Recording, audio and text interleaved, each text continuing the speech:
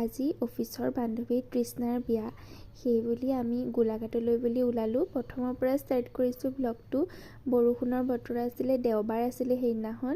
আৰু এই জেগাকণ হৈছে গোলাঘাটৰ মোৰ আটাইতকৈ প্ৰিয় জেগা হৈছে পুলিবৰ, যিহেতু মই পুলিবৰ ৰেচিডেঞ্চিয়েল গাৰ্লছ পলিটেকনিকত পঢ়ি আহিছোঁ।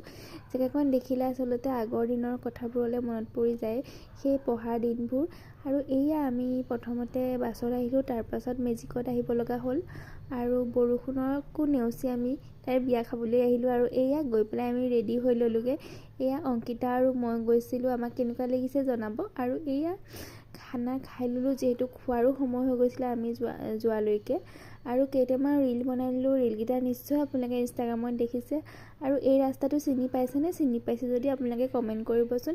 সেই ৰাস্তাটোৰ মাজতো এটা ধুনীয়া ভিডিঅ' ৰীল বনাই ল'লোঁ। সদায় যাম যামকৈ থাকি যোৱা হয়, আজি গৈ আহিলোঁ। আজিলৈ বাই বাই।